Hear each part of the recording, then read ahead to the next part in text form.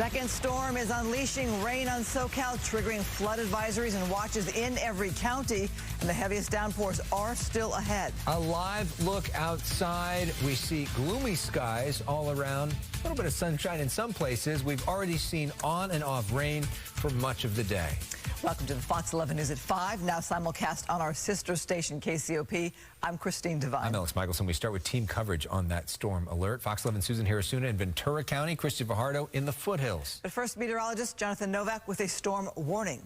Yeah, we have flood advisories for some portions of the area, and where you see those yellows and reds, that's where flooding is expected at any point in time, in fact. And these go for, as you can see, for L.A. County until 6:30 p.m. For Santa Barbara County, it goes until 9:45 p.m. tonight. So these areas in particular right now are under the gun for what is some moderate to heavy downpours. You can see where these reds are moving through Santa Barbara County. That activity bringing the potential for flooding.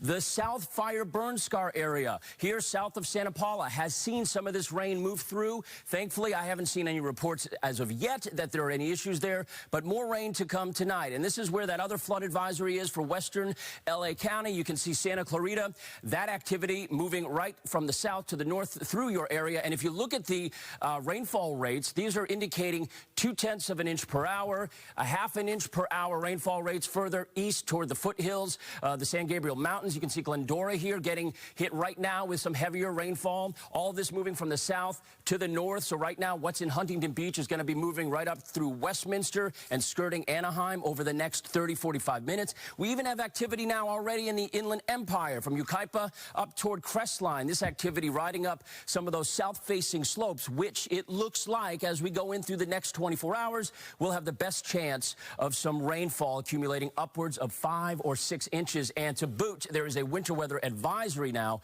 for the mountains of San Bernardino County.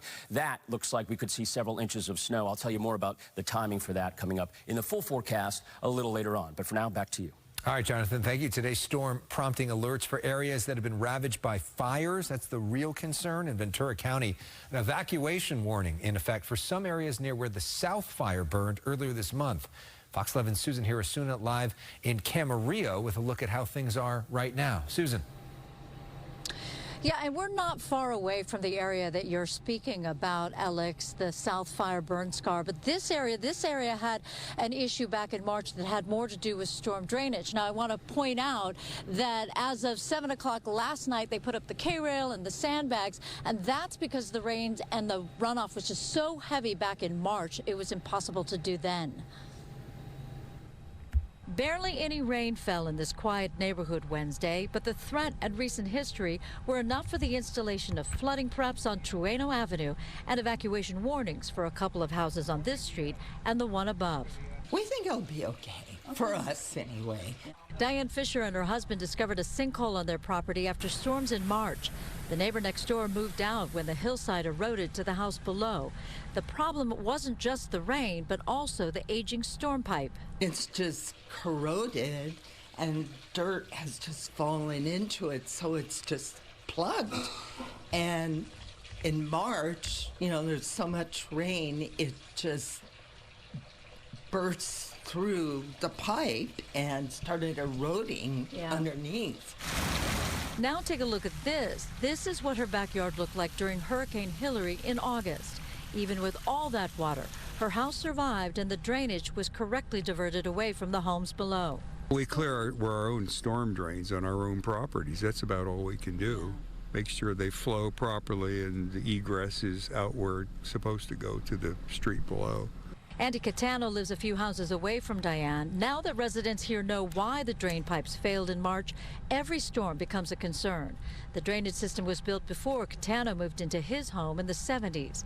Neighbors tell Fox 11 News the pipes were made out of corrugated metal, not expected to last into the 21st century. And if we get more collapse of pipelines going all the way up to the top of Valley Vista, I mean, more properties are going to be destroyed. Yeah. All right, so what are the conditions right now? no rain over the course of the last couple of hours or so. We saw a little sprinkling now here and there, but no, I would not say that we have any rain now. However, I can look up and see that the clouds seem to be thickening, they're blackening. So yeah, it feels like rain's coming, just not right at this hour. Reporting live in Camarillo, Susan Hirasuna, Fox 11 News. And you got the warm jacket on there, Susan. All right, thank you. Checking in now with Fox 11's Laura Diaz. Laura is driving along the 405. Can't imagine that. How's it going there, Laura? Well, believe it or not, Christine, it's actually been pretty nice. At one point, we were going about 40 miles per hour, and Elliot Mendoza is doing the driving. I'm riding shotgun, so I'm the privileged one today. But it's really been kind of stop-and-go traffic. There is a bit of fog that's kind of, you know, sitting low right now as we went through the Mulholland Pass. But for the most part, just a light rain. Let's take a look outside. You can look out and see that it's a little difficult to see the lights out there. They are shrouded in a little bit of fog. But as far as that shellacking of rain that we're expecting to come in today into tomorrow, so far, I don't think we're quite there yet.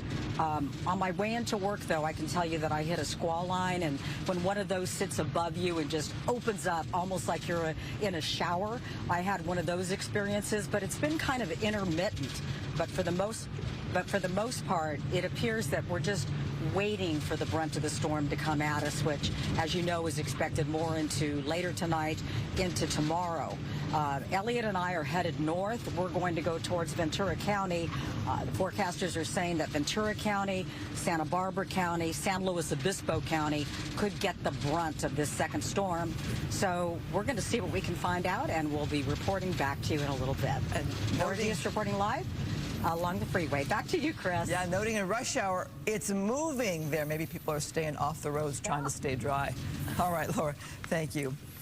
Unfortunately, we have this condition here. Wet road conditions may have led to a deadly crash in Thousand Oaks. It happened shortly before 11 a.m. on the southbound 23 freeway at Olson Road. Ventura County deputies and the CHP say that the driver of a pickup truck collided with an SUV. The driver of the truck was left trapped and died at the scene. The driver of the SUV taken to the hospital. No word yet on that person's condition. Fox 11's live storm coverage continues with Christy Fajardo live in La Cañada, Flint Ridge. Christy. Yeah, I can tell you it is raining harder here than where Laura is. We are actually starting to see it come down, but we're in an area that there doesn't seem to be any particular concern because we're not seeing firefighters or city crews. But all around us, there are examples of what can happen when there is heavy rainfall. In fact, this house is still yellow tagged, and I want to show you why. Take a look at this video. This is what it looked like last February when the hillside came down without warning. The area had been hammered with about 9 inches of rain in just a matter of days. And witnesses say it sounded like an explosion when the wall of mud hit the homes. Today, the 2 homes that were damaged are still yellow tagged, and you can see the trail the landslide left behind in the hillside. One neighbor we talked to says city inspectors have reviewed his property and sent him a letter saying the land above his house is in good shape. So he's feeling pretty good about the situation. Here's what else he had to say about it. Very good, yeah. No problems. I didn't have any problems to begin with. I was having a surgery done when this all happened. Came home from surgery and see this happening, and it was awful.